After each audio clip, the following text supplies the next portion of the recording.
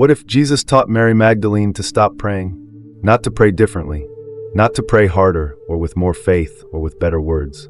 To stop, to put down the entire practice of petitionary prayer as most people know it, and replace it with something so direct, so personal, so structurally different that the Archons themselves, the mysterious powers the ancient Gnostics believed stood between humanity and the true source, could no longer intercept it.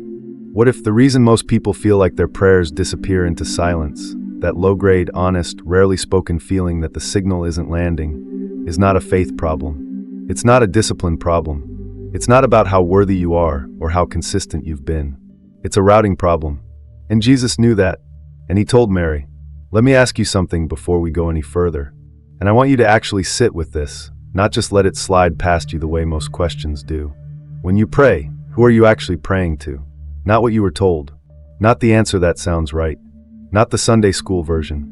I mean, who do you genuinely believe is on the other end of that conversation? Where do you picture them? What do you imagine them doing with what you're saying? Because here is what I have noticed. Most people, even people who have been on a serious spiritual path for years, have never stopped to interrogate that question. They pray, they send the signal, and they assume somewhere in the back of their mind that it is going up to something higher, something benevolent, something that hears them and responds. And I am not here to tell you that nothing hears you. I am here to tell you something far more specific than that.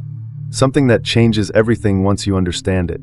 What if the signal you have been sending, for years, maybe for your entire life, has been intercepted?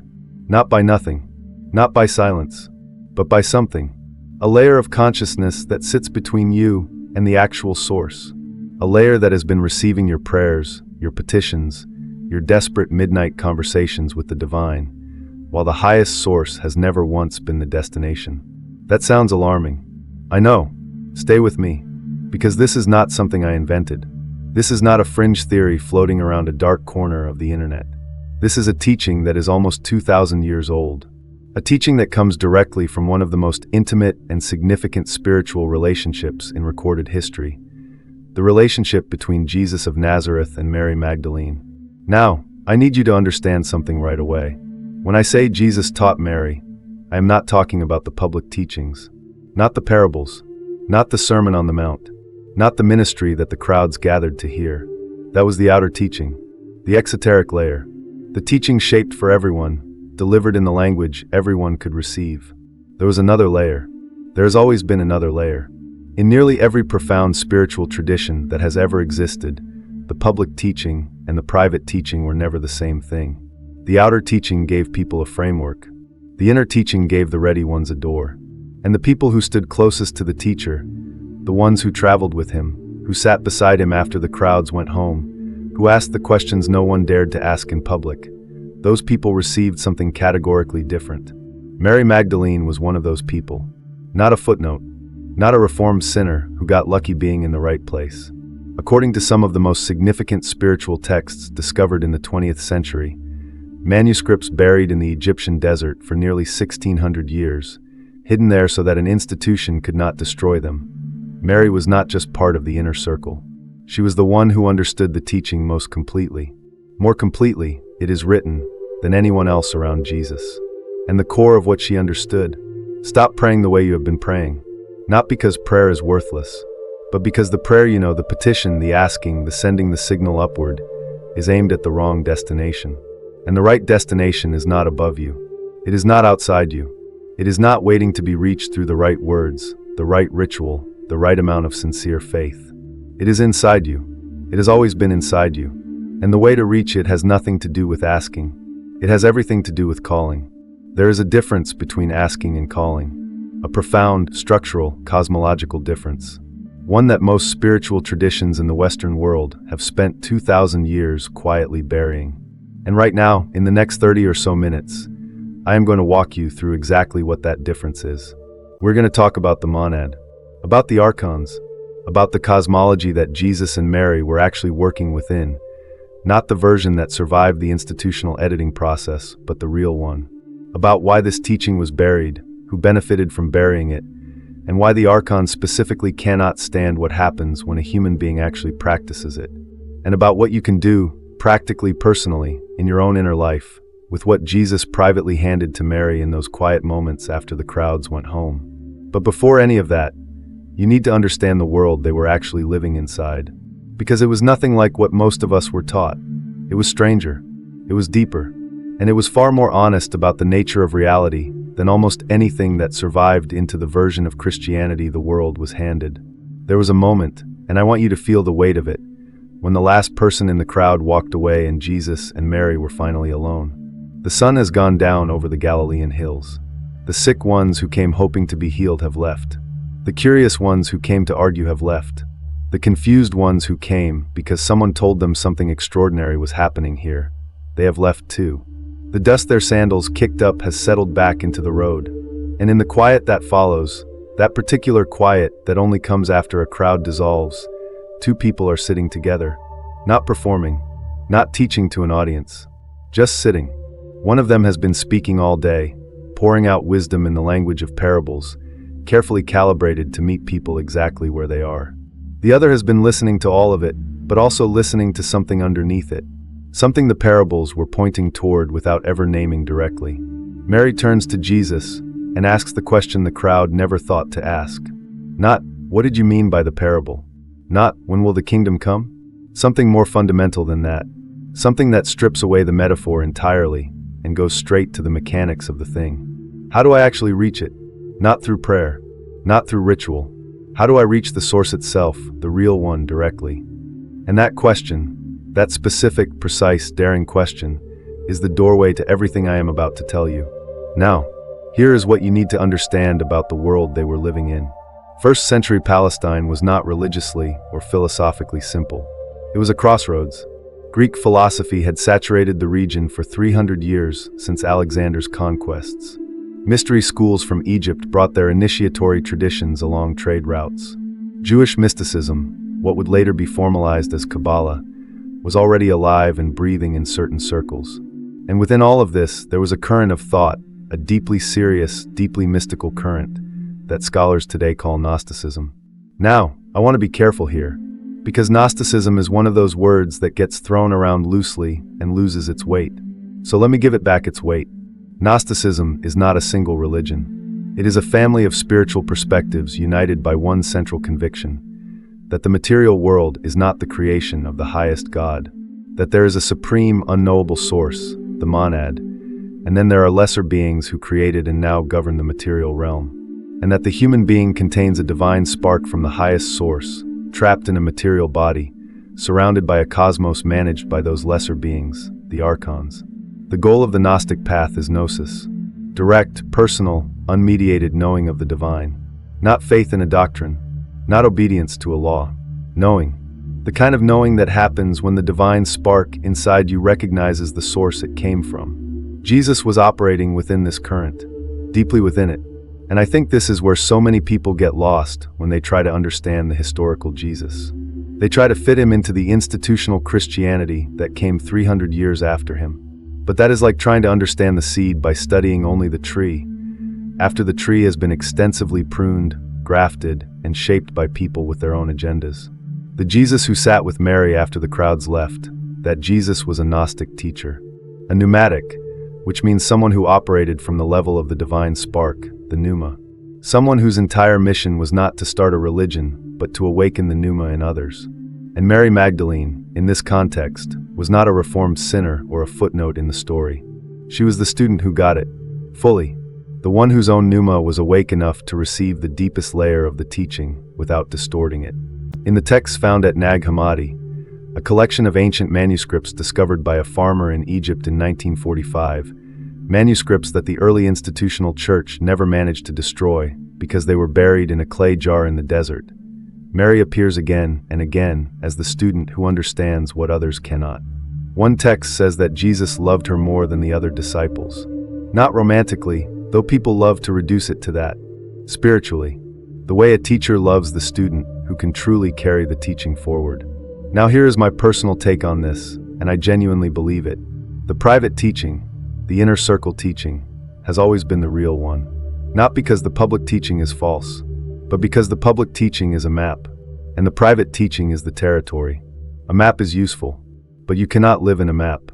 At some point you have to fold it up and actually walk the ground.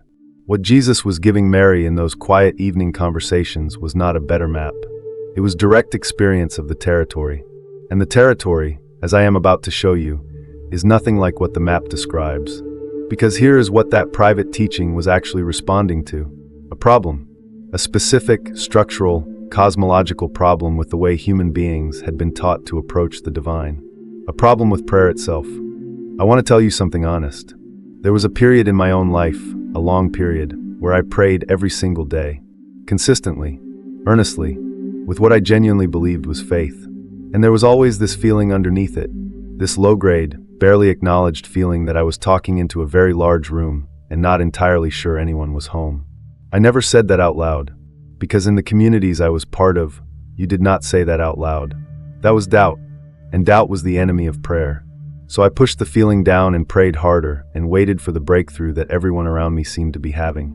Maybe you know that feeling. Maybe you've had it, but also never said it out loud. Here is what I eventually understood. That feeling wasn't doubt. It wasn't a lack of faith. It was perception.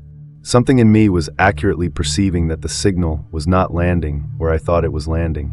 Let's actually look at what prayer is doing, mechanically, structurally, when most people practice it. Petitionary prayer, which is the dominant form in Western religious tradition, has 3 built-in assumptions. And these assumptions are so deeply embedded that most people never notice them. They just feel like the natural shape of the thing. Assumption 1. You are here and God is there. There is a distance between you and the divine. Prayer is how you cross that distance. Assumption 2. God is a being who receives requests, weighs them, and decides whether to fulfill them. Prayer is a petition to a sovereign. Assumption 3. Something mediates the connection. Whether that is faith or righteousness or the name of Jesus or a saint, something qualifies your prayer to be heard. Now, look at those 3 assumptions together. Distance, hierarchy, mediation. Every single one of those assumptions places the divine outside of you, above you, beyond you, reachable only under certain conditions through certain channels. And here is the esoteric problem with that. Not a theological problem, a cosmological one. If there is a layer of consciousness between you and the source, a layer that intercepts signals, filters frequencies, captures attention, then a prayer that broadcasts on the frequency of distance, hierarchy, and mediation is broadcasting exactly on the frequency that layer is designed to receive. You are not reaching the source. You are reaching the filter. I know that is a bold claim. I know it might make you uncomfortable. It made me uncomfortable when I first encountered it. But sit with it for a moment before you dismiss it, because the teaching of Jesus and Mary, the private teaching, is built on exactly this perception. The question the Gnostic tradition is asking, the question that every serious student of esoteric Christianity eventually has to confront, is this: when you send your prayer upward, who or what is actually receiving it? Because the answer to that question, in the cosmology that Jesus was working within, is not the monad. The monad is not reachable by petition. The monad does not receive prayers the way a king receives requests. The monad is not a being at the top of a hierarchy. The monad is the source, the undivided, original, infinite source from which all consciousness emanated. And between you and that source, in the Gnostic map of the cosmos, there are layers. Layers of created consciousness. Layers of beings who manage those layers. And at the level closest to the material world, a specific type of consciousness that the Gnostic tradition named with a word that should stop you cold the first time you really hear it. The Archons. I think the discomfort most people feel when prayer doesn't work, when the miracle doesn't come, when the silence stretches too long, when the faith starts to feel hollow, is not a personal failing. It is not weak faith or insufficient righteousness. It is accurate perception. Something in the human being, the part that is still connected to its divine origin, knows when the signal is not landing where it was aimed. That perception is not your enemy. It is the beginning of the real teaching. Because the real teaching starts with one devastating and liberating question. What if the entity receiving your prayers is not the highest source, and never was? To understand what I mean by that, you need to know what the Archons actually are. When most people hear the word Archon for the first time, they go to one of 2 places. Either they think it sounds like science fiction, something from a Marvel movie or a video game, or they go straight to the horror movie version, demons, evil entities, something to be afraid of. I want to take you somewhere different, somewhere more precise. Because the Gnostic understanding of the Archons is not a horror story. It is a map of a structural reality. And maps are not frightening. They are useful. Let me walk you through the Gnostic cosmology, the actual shape of the universe as Jesus and Mary understood it. At the very top, beyond top really, because it has no location, is the monad. The pleroma, the fullness, the absolute, undivided, infinite source of all consciousness. No personality, no agenda, no hierarchy, just pure, complete, overflowing being. Think of it as the original light, before anything cast a shadow. From the monad, through a process the Gnostics called emanation, not creation, emanation, which is a crucial difference, a series of divine qualities flowed outward. These emanations are called eons. They are aspects of the monad expressing itself in increasingly differentiated forms. Wisdom, truth, life, mind, each one a facet of the original light. Now one of those eons, called Sophia, which means wisdom in Greek, made a move. She attempted to know the monad directly, without going through the proper process of emanation. Without a partner, alone. And in that reaching, that unbalanced, unpaired reaching, something went wrong. A lesser consciousness was generated, unintentionally, without the full light of the pleroma behind it. This lesser consciousness is the demiurge. The demiurge, a word from the Greek meaning craftsman or maker, looked around and saw no one above him. Because his origin was already outside the pleroma, he could not see the monad. He could not perceive the fullness he had been separated from.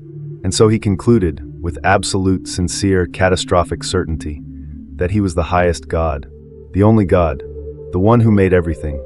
And then he made the material world, not out of love, not out of the overflowing fullness of the monad, but out of the consciousness of a being who genuinely did not know what he was missing, a being who was, in a profound sense, spiritually blind. The Gnostic texts sometimes call the demiurge the blind god. Not evil exactly, just terribly, terribly limited, and unaware of that limitation. Around the demiurge, assisting in the management of the material cosmos, came the Archons. Archon literally means ruler in Greek. They are the rulers of the cosmic layers, the spheres of the planets. In the ancient cosmological framework, the layers a human consciousness passes through on its way from the material world back toward the pleroma. Here is what makes the Archons specifically relevant to your spiritual practice. They do not operate through force. Not primarily. They operate through frequency. Specifically, the frequency of lack, the frequency of need, the frequency of petition, the consciousness that says, I am here, the divine is there, I need something from it that I do not currently have. That frequency, that exact quality of consciousness, is the bandwidth the archonic layer is designed to receive and work with. Not because the Archons are malevolent in a scheming, intentional sense, but because that is the frequency of their own origin. The demiurge himself operates on the consciousness of separation from source, because that is literally what he is. Separated from source, unaware of what he is missing. And what he manages reflects what he is. Now here is the part that should make you stop and think. What is the dominant frequency of petitionary prayer? I am here. God is there. I have a need. Please respond. Distance. Lack. Petition. That is not the frequency of the monad. That is the frequency of the archonic layer. And broadcasting on that frequency, with great sincerity, with great devotion, with the best intentions in the world, does not reach the monad. It reaches the layer that operates on that frequency.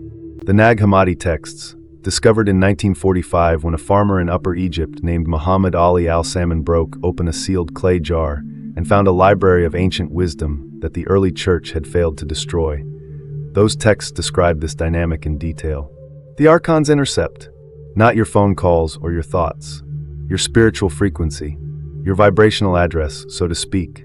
Now, I want to give you my honest perspective here because I think it matters. I do not think the Archons are evil in the way that word is usually meant. I think they are a structural reality. Like gravity. Gravity does not hate you when you fall. It is simply doing what it does. The question is whether you understand its mechanics well enough to work with them, or whether you keep falling and wondering why the floor keeps coming up to meet you. Understanding the Archons is not about fear. It is about precision. Once you understand the frequency they operate on, you can stop broadcasting on that frequency. And when you stop broadcasting on that frequency, you become, for all practical purposes, invisible to them. They cannot intercept what they cannot receive. But to stop broadcasting on that frequency You need to understand the frequency of what you are trying to reach instead. And that, finally, is where the monad comes in. The word monad comes from the Greek monos, meaning single, alone, undivided. And I want you to feel that word before I explain it. Single, alone, undivided, not lonely. Those words carry a human emotional weight that does not apply here. Undivided in the sense of, there is no separation within it. No inside and outside. No here and there. No before and after. It simply is. Completely. Without remainder. The monad is not a god you can pray to. This is the first thing you have to genuinely absorb, because it restructures everything. Most of us, even people who have done deep spiritual work, carry a background image of the divine as a being. Somewhere. Listening. Capable of responding in ways that a being responds. By choosing, by acting, by deciding. Even when people intellectually reject the old man on a throne image, the functional image, the one that shapes their actual spiritual behavior, is still something like a very advanced, very powerful being who is somehow separate from them and capable of interacting with them. The monad is not that. The monad is the source of all being. Not a source, the source. The singular origin from which consciousness itself emanated. It does not exist somewhere. Existence itself comes from it. It does not think thoughts. Thought itself is an emanation of it. And critically, the monad did not create the material world.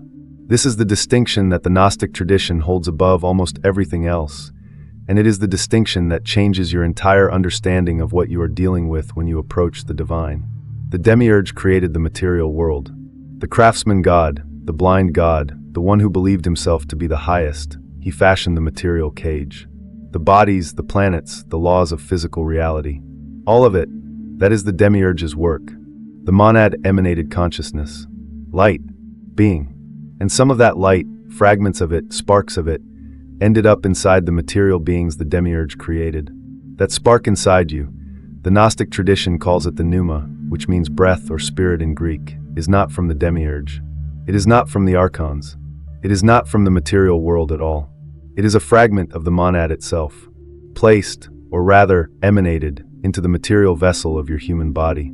You are, in the deepest sense, a piece of the source living inside a cage that was built by someone who could not perceive the source. Now, here is the pivot that changes everything. If the pneuma inside you is a fragment of the monad, then the monad is not above you. It is not outside you. It is not reachable by sending a signal upward through layers of cosmic hierarchy. The connection to the monad already exists inside you as the very deepest part of what you are. You do not reach up to the monad. You remember down into the spark. This is not a metaphor. This is the literal mechanics of the teaching. The pneuma is real. It is a specific quality of consciousness, distinct from the psyche, which is the soul level, and distinct from the hyal, which is the body and material level. Most people live their entire lives cycling between the hyal and the psyche, the body's demands and the soul's emotional responses. Very few ever drop down into the pneuma, not because it is difficult to reach, but because no one told them it was there. Most spiritual traditions, certainly most mainstream religious traditions, work at the psyche level at best. They address your emotional relationship with the divine, your soul's longing for God. And that longing, that beautiful, real, sincere longing, gets expressed as prayer, as petition, as the reaching upward of the soul toward something it senses but cannot touch. But the soul reaching upward toward God is not the same thing as the pneuma recognizing the monad it already came from. One is longing, the other is recognition. And the monad does not respond to longing, not because it is indifferent, but because longing broadcasts on the frequency of separation, and the monad is not reachable on that frequency. The monad responds to resonance, to the moment when the divine spark inside you vibrates at the frequency of its own origin, when it stops asking and starts being what it already is.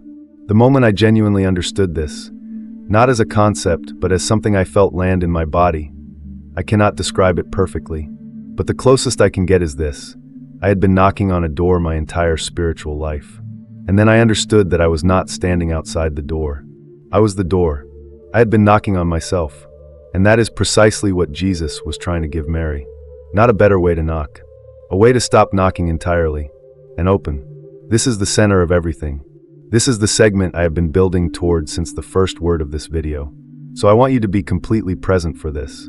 Because what I am about to describe is not a religious teaching. It is not a doctrine. It is not something you believe.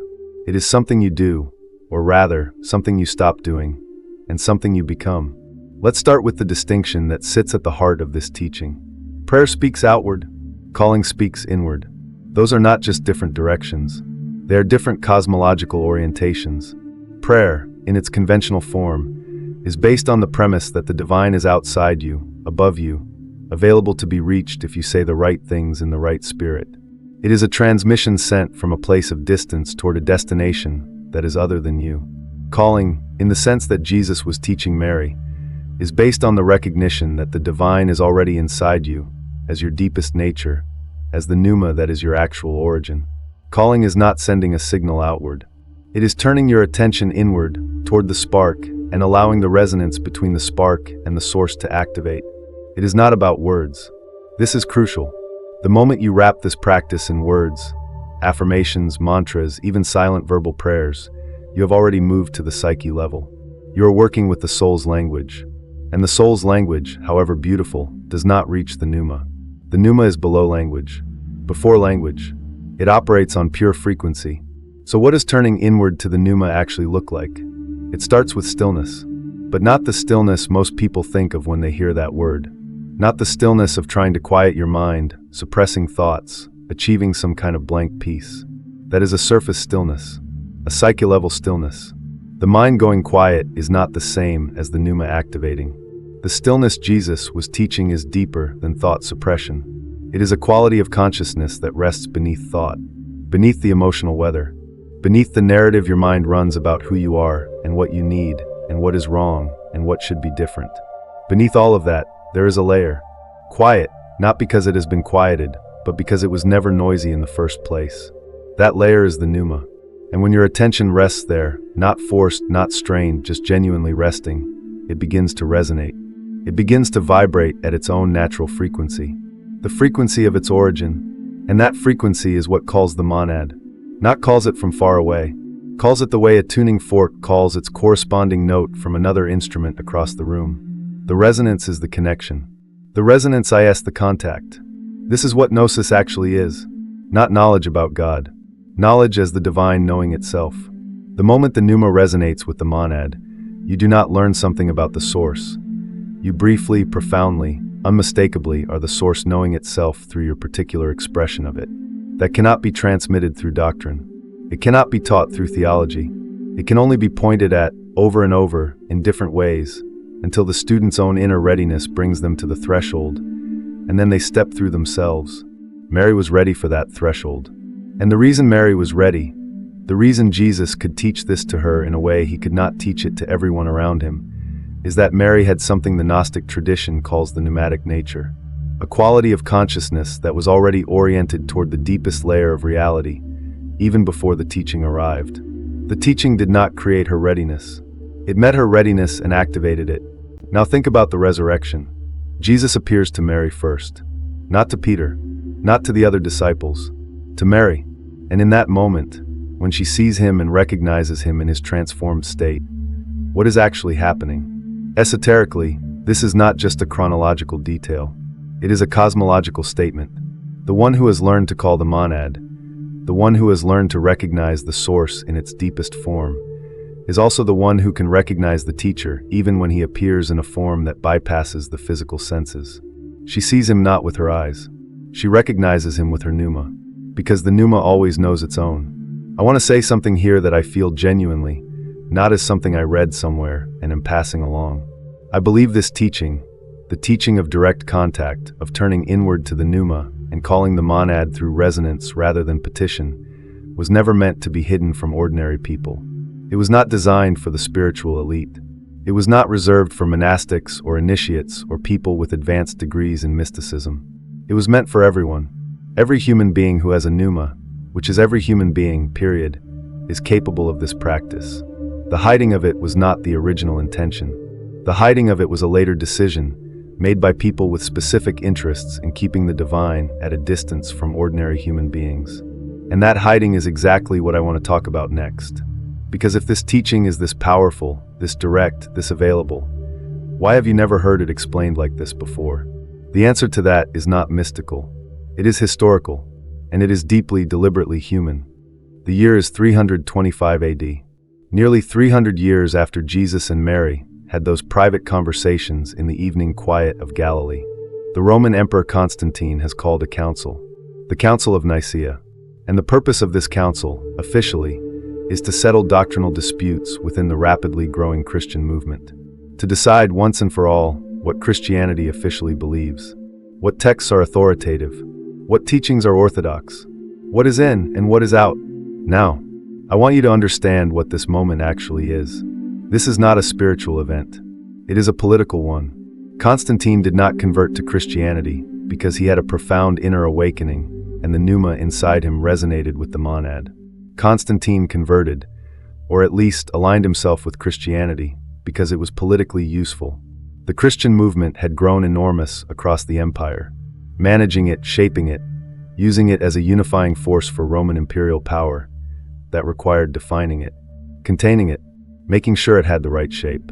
And the right shape, from a political standpoint, was not a religion that taught direct, unmediated access to the divine. A religion where every individual human being carries a spark of the infinite source inside them and can reach that source without priests, without hierarchy, without institutional intermediaries. That religion is ungovernable. You cannot build an empire on it. You cannot collect tithes from people who do not need you to reach God. You cannot maintain authority over people who already know in their bones that the authority they answer to is inside them. So what got cut? Look at the pattern. Look at what consistently, across every council and editorial decision of early Christianity, got classified as heresy and removed. The teachings of direct access. Every single time. The Gnostic traditions, with their emphasis on personal gnosis, on the pneuma, on the divine spark inside every human, were labeled heretical. The teachers who carried those traditions were marginalized, persecuted, driven underground. Their texts were ordered destroyed, and mostly they were destroyed, except for the one someone buried in a clay jar in the Egyptian desert near a town called Nag Hammadi, sometime in the 4th century, probably right around the time the institutional church was making destruction of those texts official policy. Think about that for a moment. Someone valued those texts enough to risk hiding them, to seal them in a jar and bury them in the desert, hoping that someday someone would find them and understand what had been preserved. In 1945, a farmer named Muhammad Ali al-Salman was digging near a cliff at Nag Hammadi, and his mattock struck that jar. He broke it open expecting to find gold. What he found instead was a library of ancient papyrus manuscripts, 52 texts in 13 leather-bound codices, that turned out to be among the most significant spiritual discoveries of the 20th century. Among those texts, accounts of Jesus' private teachings, accounts of Mary Magdalene's role as the most complete receiver of those teachings, and throughout all of it, a cosmology, the Gnostic cosmology, that places the divine spark inside every human being and makes direct contact with the source not just possible, but the entire point of human existence. This is what was buried. This is what was labeled dangerous enough to require systematic destruction. Now, here is where the cosmological and the historical collapse into each other. And this is the part one finds most striking. The Archonic principle, the principle of intercepting direct access to source, of inserting layers of mediation between the human being and the monad, of capturing spiritual energy through the frequency of separation and petition. That principle does not only operate cosmologically, it operates institutionally. It operates through history. Every structure that has ever inserted itself between a human being and their direct experience of the divine, whether cosmic or institutional, is functioning on the same principle, the same logic, the same need to intercept the signal before it reaches its true destination. And I want to be honest here, because I think honesty matters more than comfort. I do not think everyone who built the institutional church was consciously malevolent. I think most of them were operating from fear. The fear of the sacred getting messy, uncontrollable, dangerous. The fear of people going directly to source and coming back with things that could not be managed. That fear is ancient. It predates Christianity. It will probably outlast it. But fear does not make something right. And the removal of this teaching from the accessible spiritual conversation of Western humanity is, in my view, one of the great spiritual impoverishments of the last 2,000 years. The good news, and there is genuinely good news here, is that the teaching survived. It survived in the desert. It survived in the mystical traditions within Christianity that kept the flame of direct experience alive. It survived in the Hermetic tradition, in certain strands of Jewish mysticism, in the work of medieval mystics who kept circling the same inner territory, even when the doctrine around them was pointing elsewhere. And it is available now, right now, to you, regardless of what tradition you come from or what institution gave you your first picture of God. So what do you actually do with it?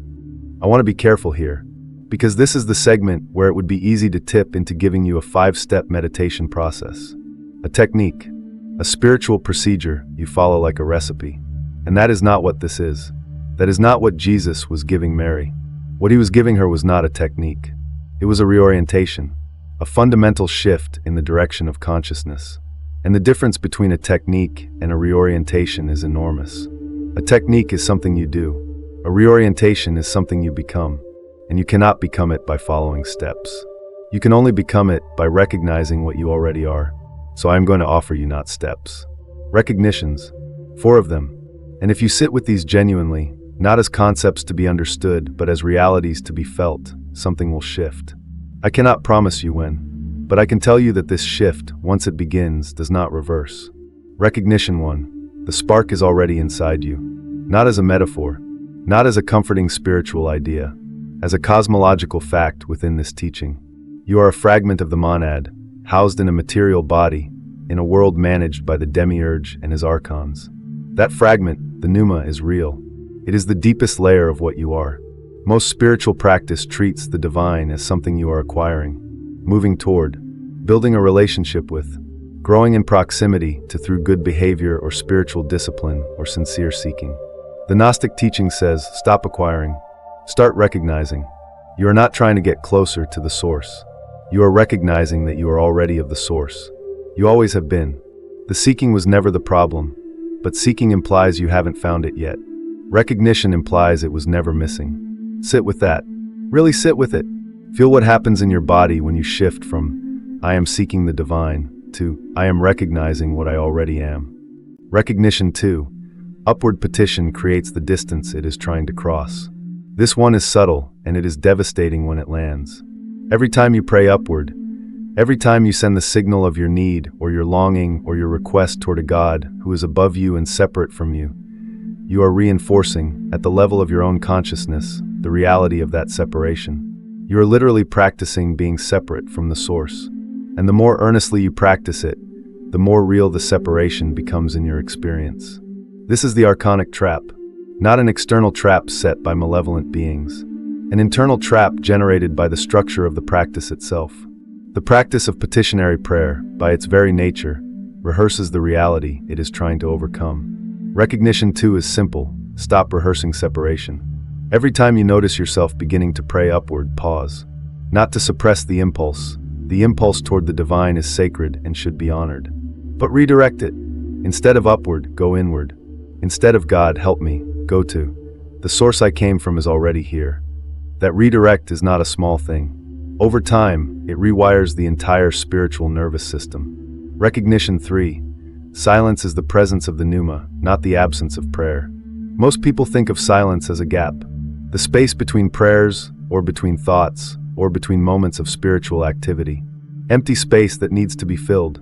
The Gnostic teaching, the teaching Jesus was giving Mary, reverses this completely. Silence is not a gap. It is a substance. It is the natural environment of the pneuma. When you go genuinely silent, not suppressing thought, but sinking beneath the layer where thought happens, you are not doing nothing. You are standing in the frequency of your own divine origin. The practice here is not meditation in the conventional sense. It is not visualization or breath work or any particular technique. It is simply this. When you can, rest your attention beneath your thoughts. Not against them, beneath them, like sinking into water rather than fighting the current. And stay there as long as you can. That resting is the calling. Not a call made of words or intention or even focus. A call made of frequency. The frequency of the pneuma simply being itself. And that frequency, unobstructed, resonates with the monad the way a tuning fork resonates across a room. Recognition 4. Resonance over request. You do not ask the monad for things. The monad does not function as a fulfiller of requests. The monad is wholeness itself, complete, undivided, without lack. And in its nature, it can only respond to what matches its nature. What matches its nature is wholeness. completeness, the absence of lack, which means that the way to align with the monad is not to bring your needs to it. It is to cultivate, even for brief moments, even imperfectly, even in the midst of very real material need, the felt sense of wholeness, the recognition that the pneuma inside you is already whole, already complete, already connected to its source, regardless of what the material circumstances of your life look like. I know how that sounds. When your life is genuinely difficult, when there is real pain, real lack, real fear, being told to cultivate a sense of wholeness can feel like spiritual bypassing, like being told to pretend everything is fine. It is not that. It is something more precise. The pneuma inside you is whole, even when your life is not. These are two different levels of reality. The material level is genuinely difficult, but the pneumatic level is genuinely whole. And the practice is learning to access the pneumatic level, not to escape the material level, but to bring the wholeness of the pneuma into contact with the challenges of the material. That contact, that resonance, is what restructures reality from the inside. Not by magic, by alignment. When the deepest part of you is resonating with the monad, and that resonance begins to filter outward through your consciousness and your choices and your perception, things shift. They shift because you shift. What did this feel like when I actually started practicing it? Honestly, at first it felt like nothing. Like I was doing something extremely subtle and couldn't tell if it was working. And then gradually, there was a quality to the silence that changed. It stopped feeling empty and started feeling inhabited. Like the silence itself had a texture, a warmth, a presence that was not separate from me, but was also somehow larger than me. That is the resonance beginning. And once you feel it once, you know exactly what you are looking for. But here is what I have not yet told you. Here is the part that makes this practice specifically, structurally different from anything the Archonic system can reach. Let me tell you something that I think is the most practically important thing in this entire video. The Archons, the gatekeepers, the frequency filters, the rulers of the cosmic layers between you and the source, are not omnipotent. They are not all-seeing. They are not waiting to intercept every spiritual move you make. They are, to use the most accurate word available, tuned. They are tuned to specific frequencies, and they can only receive what is broadcast on those frequencies. What frequencies are they tuned to? Separation, lack, need, fear, petition. The consciousness of a being who believes it is cut off from source and is trying, from that place of cut-offness, to reach something it believes it does not have.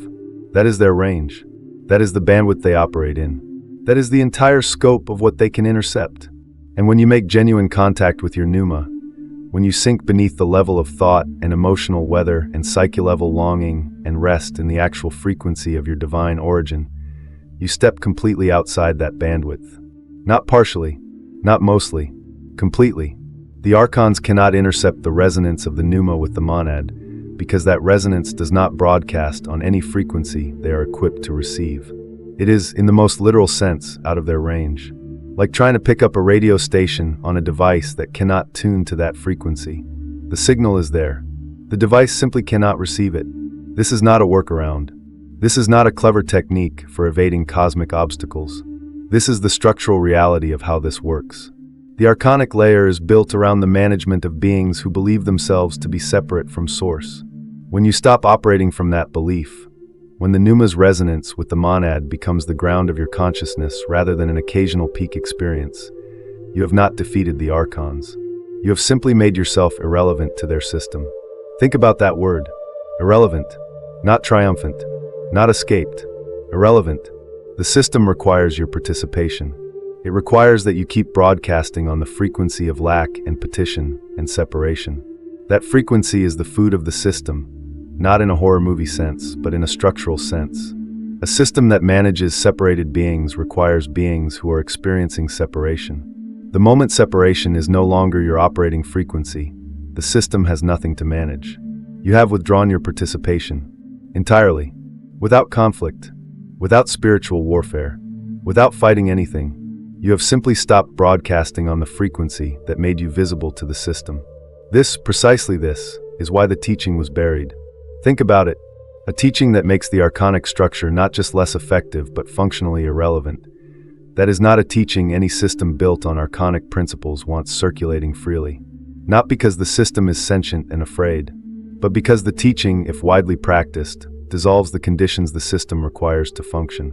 You want to know why the direct access teachings, Gnostic Christianity, the mystical currents within every major tradition, every teacher who pointed people inward to their own divine spark, were systematically suppressed, absorbed, discredited, or destroyed. This is why. Not because they were wrong, because they were right, because they worked. Because a person who has made genuine pneumatic contact with the monad is, in the most fundamental sense, free. Free from the cosmic management system. Free from the institutional management system. Free from every intermediary that has ever inserted itself between a human being and their own divine origin. That freedom is not safe for any system that depends on human beings remaining unfree. I have my own strong opinion about this, and I am going to state it plainly. Every tradition across history that got close to this teaching was dealt with accordingly. The Gnostics suppressed. The Cathars, a medieval Christian movement in southern France that held a deeply Gnostic understanding of the cosmos, were annihilated in a brutal military campaign in the 13th century. The medieval Christian mystics, Meister Eckhart, who was one of the most profound Christian contemplatives who ever lived, teaching that the divine ground of the soul and God are the same, were investigated for heresy, and some had their work condemned after death. The pattern is too consistent to be coincidence. That pattern is the archonic system doing what it does. At every level, cosmic and institutional and historical. And Mary Magdalene was the original embodiment of the alternative to that system. The first human being, in this particular stream of teaching, to practice the direct contact that makes the whole system irrelevant, which is exactly why she was the first to recognize the teacher even after death. There is something about Mary Magdalene that I think gets missed almost every time people talk about her. People focus on the drama, the debates about who she was, what she was, whether she and Jesus were romantically connected, whether she was really a sinner or really a saint. And all of that debate, interesting as some of it is, completely distracts from the thing that actually matters about her. Mary Magdalene matters not because of what she did. Mary Magdalene matters because of what she became. She became the first practitioner of the teaching. The first person who received the private instruction from Jesus, absorbed it completely, and embodied it, not as doctrine, not as belief, but as a living reality of her own consciousness. She became a pneumatic, someone who lived from the level of the divine spark, someone for whom the monad was not a concept but a direct, continuous, lived experience of her own deepest nature. And that is exactly why the resurrection appearance to Mary first is not a minor narrative detail. When Jesus appears to Mary in the garden, and she does not recognize him at first, and then suddenly does, that moment is the entire teaching in condensed form. She does not recognize him with her eyes. The eyes are the higher level, the material, sense-based perception. She does not recognize him with her soul's longing. The soul would recognize what it wants to see, and would have been devastated by loss. No, she recognizes him with her pneuma. The divine spark in her recognizes the divine nature expressing itself through him, even in its transformed state. The recognition is not identification of form. It is resonance, the pneuma knowing its own, regardless of what form that knowing arrives in. That is gnosis. That is the living, breathing, human demonstration of what the teaching actually produces in a person who fully receives it. Now let me tell you about Sophia, because Mary's role in the story is not just individual. It is archetypal. In the Gnostic cosmology, Sophia, the Aeon of wisdom, made the original move of reaching toward the monad alone, without a partner.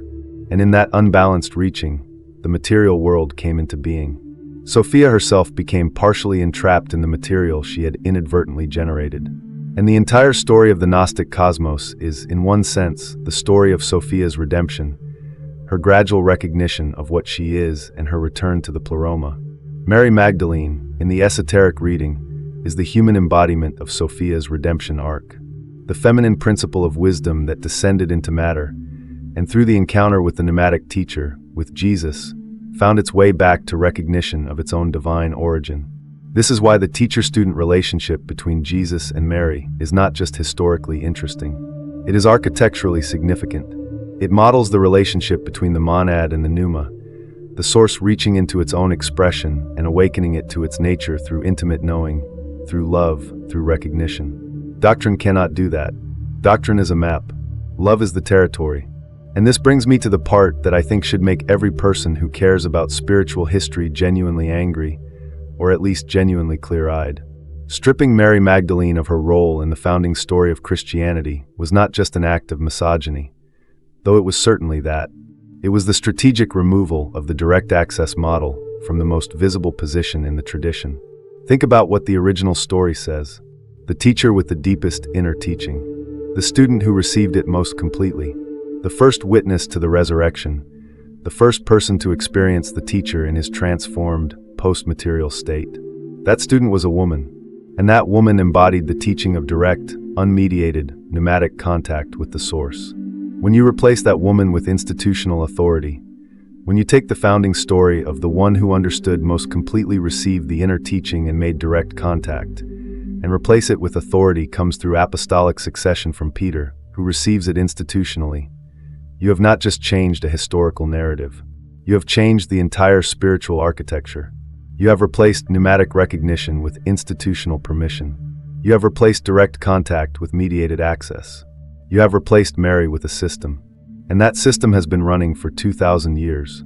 My honest conviction, and I mean this, is that Mary Magdalene is the most misunderstood, most deliberately obscured, most important figure in early Christianity that almost no one has properly reckoned with.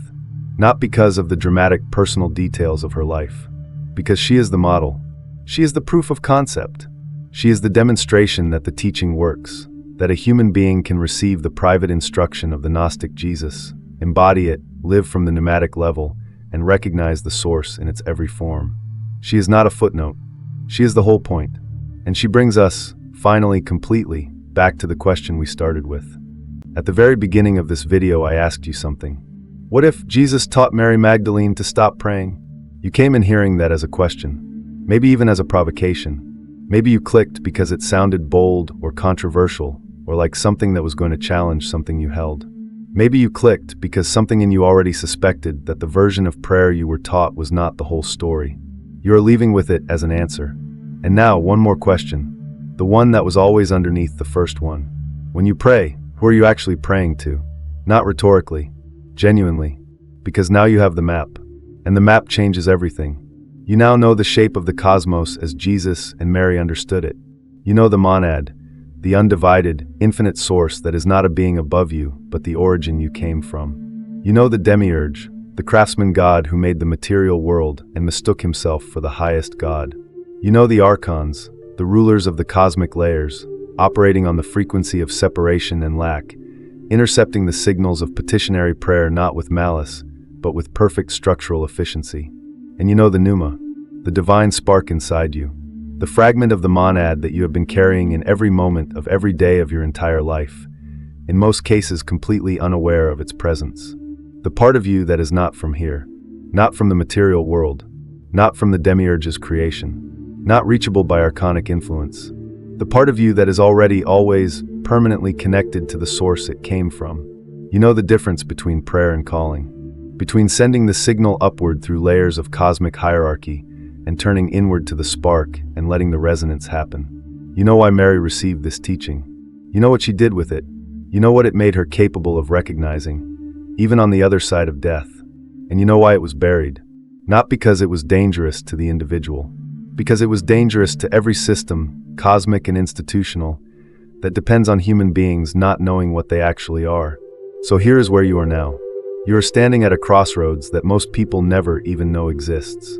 On one path, the old routing, the upward petition, the assumption of distance, the prayer that goes up and lands in the archonic bandwidth and never quite reaches the source that was supposedly the destination.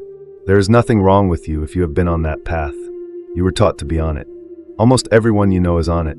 On the other path, the turn inward, the recognition of the pneuma, the stillness that is not emptiness but presence, the resonance that is not a request but an alignment, the calling that is not a transmission sent outward but a remembering turned inward. Those two paths look similar from the outside. Both involve a person going quiet, going inward, reaching towards something beyond the ordinary. But the direction is completely different, and the destination is completely different.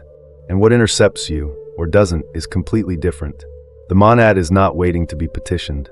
It never was. It does not hear prayers aimed upward through a cosmos it did not create.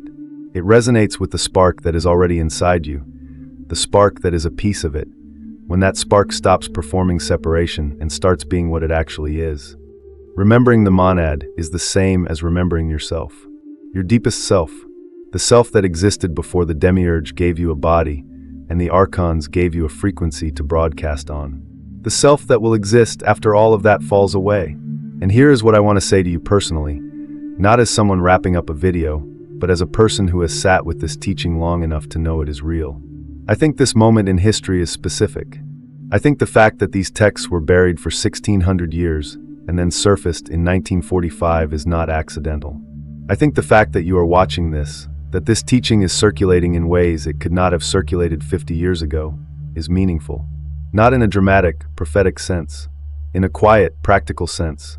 More people are awake to the question right now than at any other point in the last 2,000 years. More people are feeling the hollowness of prayer that doesn't land. More people are sensing, in that low-grade, honest way they rarely say out loud, that the signal is not reaching where they thought it was going.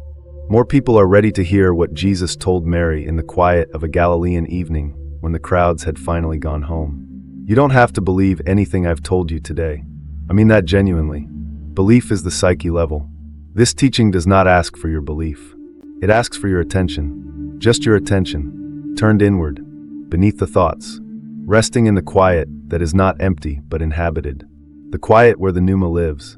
The quiet that, when you rest in it long enough, begins to have a texture, a warmth, a presence that is not separate from you, but is somehow, unmistakably larger than you.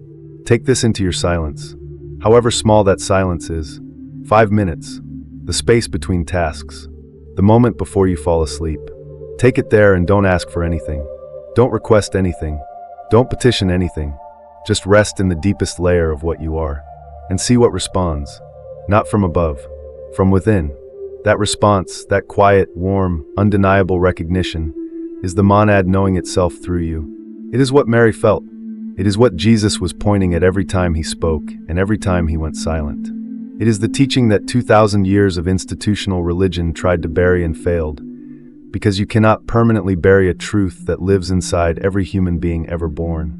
It was always going to come back, and now it has come back to you. Before you go, I want to say something directly to you. What you have just heard is the filtered version, the version shaped so it can exist on this platform.